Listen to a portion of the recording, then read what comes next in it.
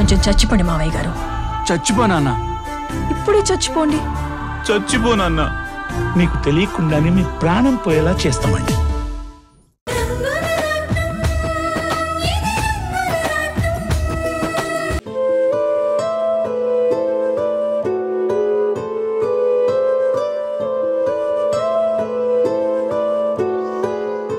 సీత, ఎక్కడికెళ్లారు? నీకసలే ఒంట్లో బాలేదు కదా. రాము, సీతని మేమే గుడికి తీసుకెళ్ళావు నాన్న. కార్లో అలా బయటికి తీసుకెళ్తే సీతకు కూడా రిలీఫ్గా ఉంటుంది కదా. అవునండి, ఇంట్లోనే ఉంటే నాకేమో డల్గా అనిపిస్తోంది. మీరేమో ఆఫీస్కెళ్ళినా కూడా ఇంట్లో నేనెలా ఉన్నానా అని నా గురించి ఆలోచిస్తూ చాలా ఫీల్ అయిపోతారని నాకు తెలుసు. అందుకే అత్తమ్మ రమ్మని గాని నేను సరే అన్నాను. నిజంగా గుడికెళ్ళొచ్చాక నాకు చాలా ప్రశాంతంగా ఉంది. నేనెప్పట్లాగే అయిపోయాను. ఇక నా గురించి మీరు ఎలాంటి దిగులు పెట్టుకోనక్కర్లేదు. కరెక్ట్గా చెప్పావక్క. చేంజ్ అనేది ప్రతి మనిషికి గొప్ప రిలీఫ్ నిస్తుంది. అందుకే ఆఫీస్లో బావగారు నేను తినను వద్దు అంటున్నా కూడా నేను తినాల్సిందే అని దగ్గరుండి వడ్డించాను. అక్క, ఇక మీదట నువ్వేం టెన్షన్ పడద్దు. బావగారు అన్ని వరీస్ని నిన్ను కూడా మర్చిపోయేలా నేను చేస్తాగా.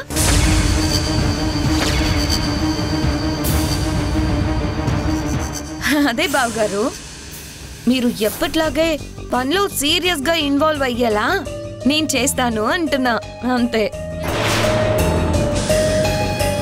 అవును శశి, ఆ పని నువ్వు మాత్రమే చేయగలవని నాకు బాగా తెలుసు.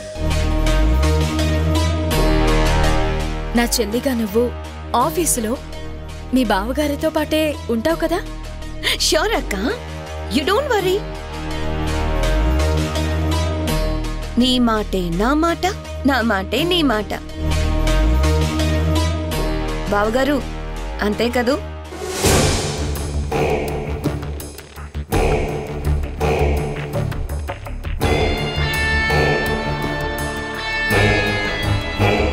అక్క, ఎందా a small gift for you. గిఫ్టా? ఇప్పుడెందుకు? ఎందుకేంటక్క, రేపు నీ పుట్టినరోజని నాకు తెలుసు కదా.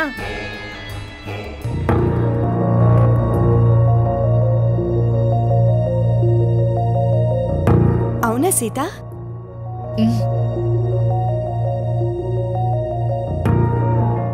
ఏంటమ్మా మాతో మరి ఒక్క మాట కూడా చెప్పలేదు? అమ్మా శశి, మాకెవరికీ తెలీదు, కొత్తగా వచ్చిన నీకెలా తెలుసమ్మా?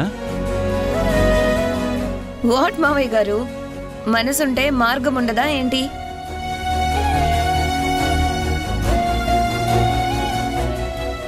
అక్క, రేపు నీ పుట్టినరోజుకి నా చేత్తో ఇస్తున్న ఈ చీరనే నువ్వు కట్టుకోవాలి, సరేనా?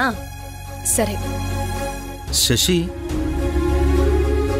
ఆ శారీ మీ డాడీ నీకోసం కదా పంపించారు. సో వాట్ బాలు, మా డాడీ నాకిచ్చినా సీతక్కకిచ్చినా ఒకటే కదా.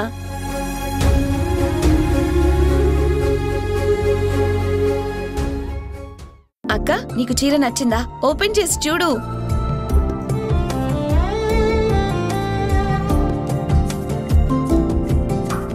ఎలా ఉందక్క?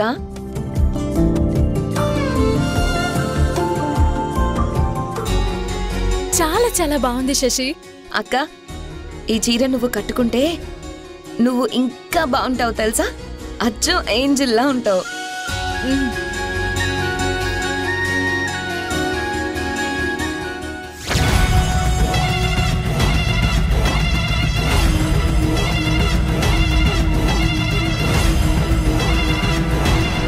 ఈ శశి మళ్ళీ ఏదో ప్లాన్ చేస్తున్నట్టుంది. ఎట్టి పరిస్థితుల్లోనూ ఆ చీరని సీత కట్టుకోకుండా చూడాలి.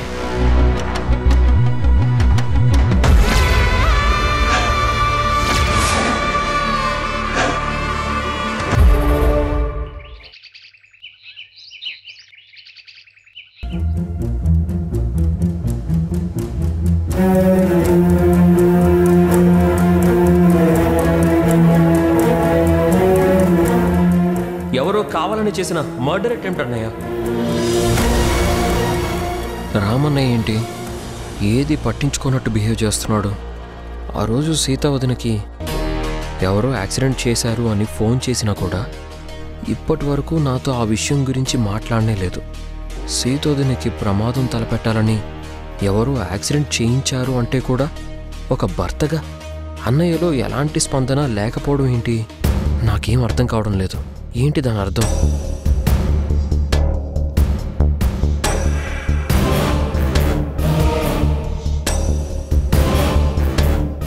ఆదిత్య, ఏంట్రా ఏదో సీరియస్గా ఆలోచిస్తున్నావు?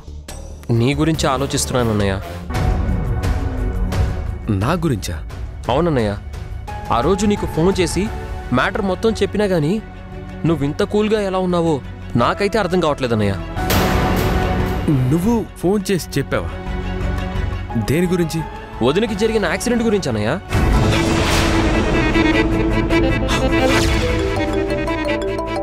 నేను చూస్తాను, మీరు తినండి. ఫోన్ ఎవరు? మా మరిది ఆదిత్య కాల్ చేస్తున్నాడు, నేను మాట్లాడతానుగా.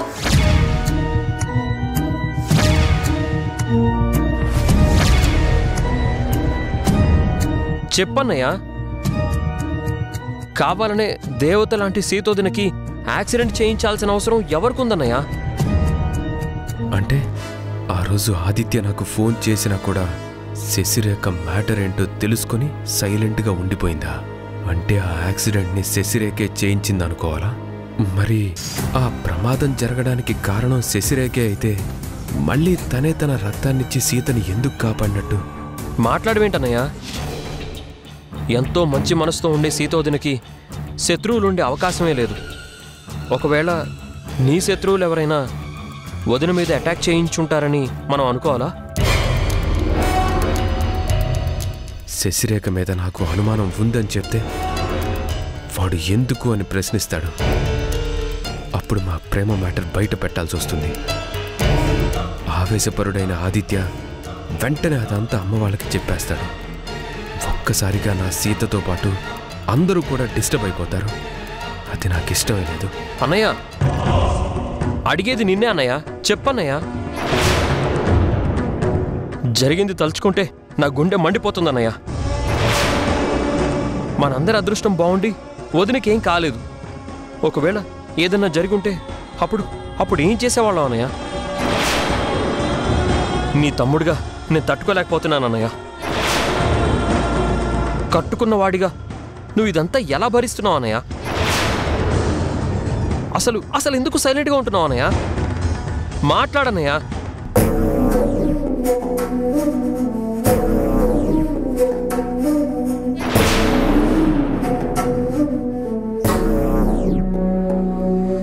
ఏదో ఉంది, అదేంటో చెప్పలేకే అన్నయ్య లోపలే నలిగిపోతున్నాడు.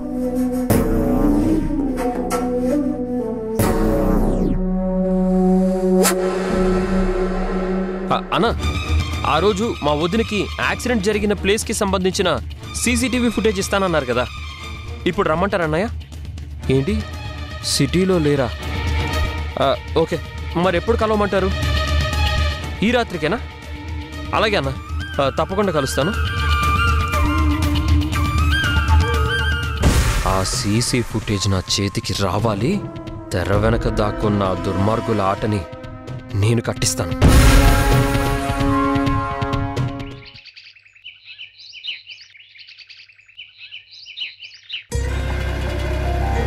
అమూల్య మేడం, ప్లీజ్ ఇక్కడే ఆపండి. నేను ఇచ్చేసి వస్తాను.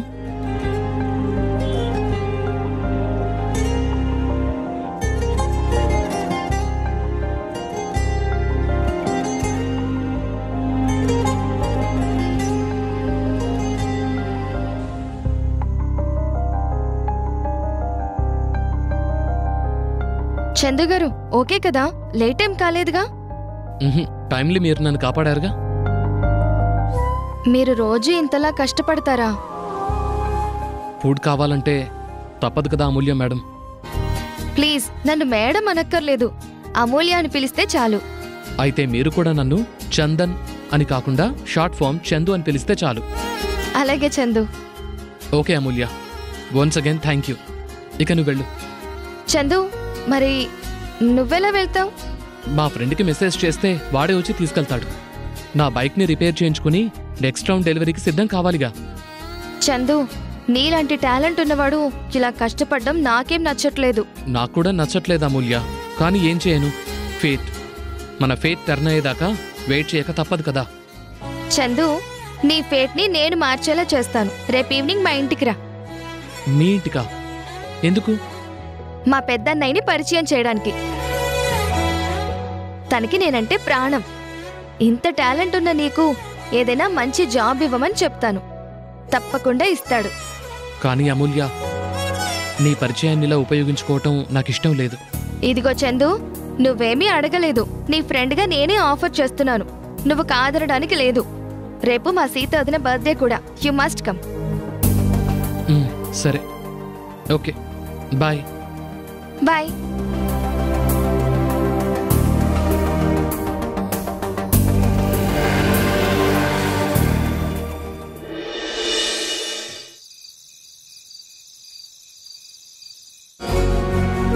అబ్బా, నిజంగా చీర ఎంత బాగుందో. శశికి నా మీద ఎంత ప్రేమ నేను చెప్పకుండానే రేపు నా పుట్టినరోజని తెలుసుకుంది. నాకిష్టమైన రంగు చీరని ప్రత్యేకంగా నాకు కానుకగా ఇచ్చింది. ఈ చీర రంగు, బార్డరు, డిజైను చాలా చాలా బాగుంది.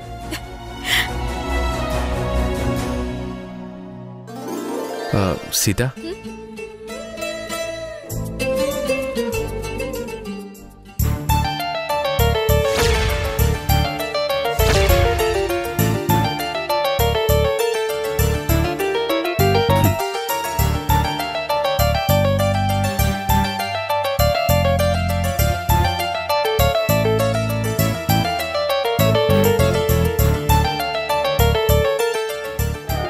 సీత, నీ పుట్టినరోజుకి స్పెషల్గా నీకోసం నేను తెప్పించిన చీర ఇది. రేపు నువ్వు ఈ చీరనే కట్టుకోవాలి, నా కోసం కట్టుకోవాలి. అబ్బా, చాలా చాలా బాగుందండి. మరి ఈ శ్రీమతి గారిని మెప్పించడానికి నేను ఎంత కష్టపడి సెలెక్ట్ చేశానో తెలుసా? రేపు నువ్వు ఈ చీరను కట్టుకుంటే బంగారు బొమ్మలా మెరిసిపోతావు. ఓకే? ఏమండి, ఆ చీరని శశి నా కోసం బర్త్డే గిఫ్ట్గా ఇచ్చింది. అంతేకాదు, రేపు ఆ చీరనే కట్టుకోవాలని మరీ మరీ చెప్పిందండి. అయితే ఏంటి, ఇది నీ భర్త నీ కోసం ప్రేమగా తెప్పించిన చీర. ఈ చీర కట్టుకొని రేపు నా ముచ్చట తీరుస్తావా లేదా? అది కాదండి, తను తెచ్చిన చీరని కట్టుకోకపోతే పాపం శశి బాధపడుతుందేమోనని. అంటే తను బాధపడుతుందేమో అని నువ్వు ఆ చీరను కట్టుకుంటావా? నేను బాధపడినా నీకేం పర్వాలేదా? ఆహా, అయ్యో, నా ఉద్దేశం అది కాదండి. సీత, నువ్వంటే నాకు పంచ ప్రాణాలు. మొన్న నీకు యాక్సిడెంట్ జరిగినప్పుడు నాకు చాలా బాధేసింది. భగవంతుడా, నా సీతకి ఏమీ కాకుండా చూడు తండ్రి. నా భార్యని నాకు దక్కించు స్వామి అని ఎన్నిసార్లు వేడుకున్నానో నాకు మాత్రమే తెలుసు. నీకేమైనా జరిగితే నేను తట్టుకోలేను సీత. ఒకవేళ నీకు జరగరాంది ఏమైనా జరిగితే ఆ మరుక్షణమే నా ఊపిరి కూడా ఆగిపోతుంది. ఏమండి,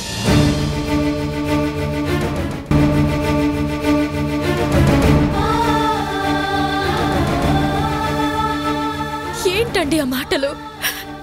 ఏదో చిన్న యాక్సిడెంట్ జరిగినంత మాత్రాన మీరంతగా దిగులు పడిపోతారా? అయినా నాకేమవుతుంది? ఈ రాముడుండగా ఈ సీతకి ఏమీ కాదు. మీరు కానివ్వరని నాకు మనస్ఫూర్తిగా నమ్మకం ఉంది. చూడు బేబీ, రేపు నువ్వు కలర్ఫుల్గా కనిపించాలి కదా, అందుకే ఇప్పుడు నీకు నేను నెయిల్ పాలిష్ వేస్తాను, ఓకేనా? అయ్యయ్యో వద్దండి, మీరు నాకు వద్దండి. ఏం కాదు, రా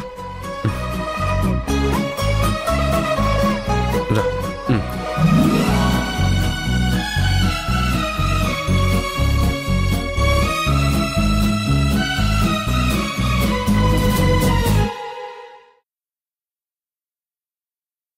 చెయ్యి. సీతమ్మ అందాలు, రామయ్య గోత్రాలు, రఘురామయ్య వైనాలు, సీతమ్మ సూత్రాలు. సీతమ్మ అందాలు, రామయ్య గోత్రాలు, రఘురామయ్య వైనాలు, సీతమ్మ సూత్రాలు. ఏకమవ్వాలంటే ఎన్ని యాత్రాలు, ఏకమవ్వాలంటే ఎన్ని యాత్రాలు, ఏకమైన చోట వేద మంత్రాలు, ఏకమైన చోట వేద మంత్రాలు. సీతమ్మ అందాలు, రామయ్య గోత్రాలు, రఘురామయ్య వైనాలు, సీతమ్మ సూత్రాలు.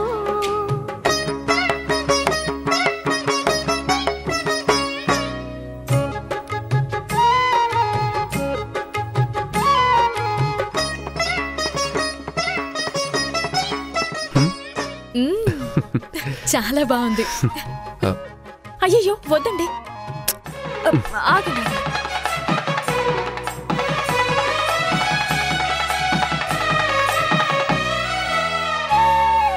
హరివిల్లు మా ఇంటి ఆకాశబంతి, సిరులున్న చేయి శ్రీవారి చేయి,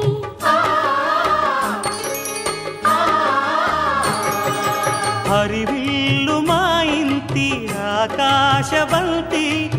ఒంపులెన్నో పోయి రంపమేయంగా, సినుకు సినుకుగా రాలే చిత్రవర్ణాలు. సొంపులన్నీ గుండె గంపకెత్తంగా, సిగ్గులలోనే పుట్టేనమ్మ శిలక కపాలు. తళుకులై రాలేను తరుణి అందాలు, తళుకులై రాలేను తరుణి అందాలు. ఒక్కలై మెరిసేను ఒలుకు ముచ్చాలు. సీతమ్మ అందాలు, రామయ్య గోత్రాలు, రఘురామయ్య వైనాలు, సీతమ్మ సూత్రాలు.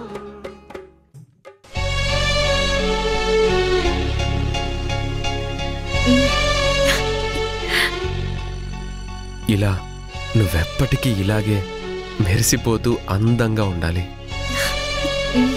సరే అండి.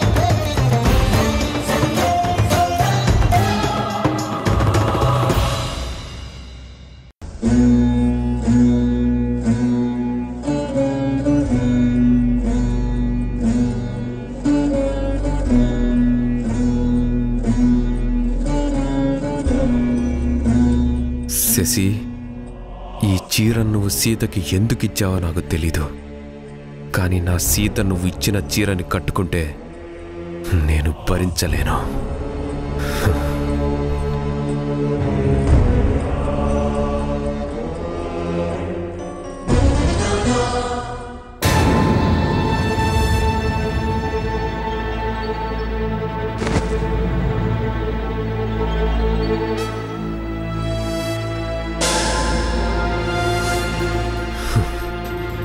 శశి, నా మీద పగబట్టిన నువ్వు ఏం చేసినా దాని వెనక ఒక ప్లాన్ ఉంటుందని నాకు తెలుసు. సీతకి నువ్వు ఆ చీరని కావాలనే ఇచ్చావంటే ఖచ్చితంగా నువ్వేదో కుట్రని చేయబోతున్నావన్నట్టే. నీలాంటి డెవిల్ నుంచి దేవత లాంటి నా సీతని కాపాడుకోవాలి. కాపాడుకుంటాను.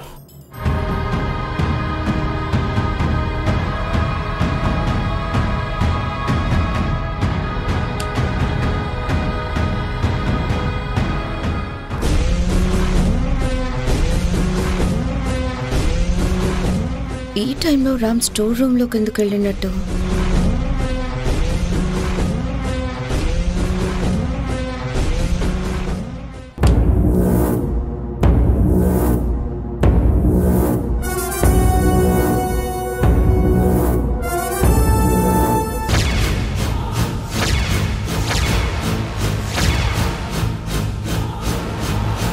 రామ్, నాకే అడ్డు రావాలని చూస్తావా?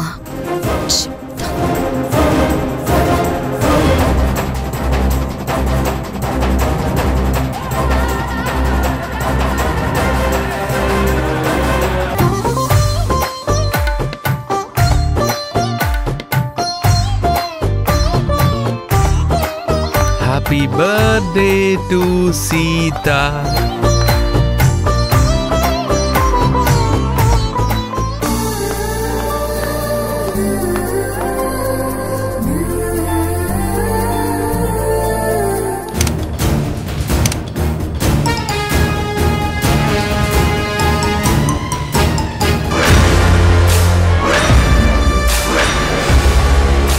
ప్రేమగా ఇచ్చిన చీరని ఇలా ముక్కలు ముక్కలు చేసి స్టోర్ రూమ్ లో పడేయడానికి మీకు మనసు ఎలా వచ్చింది?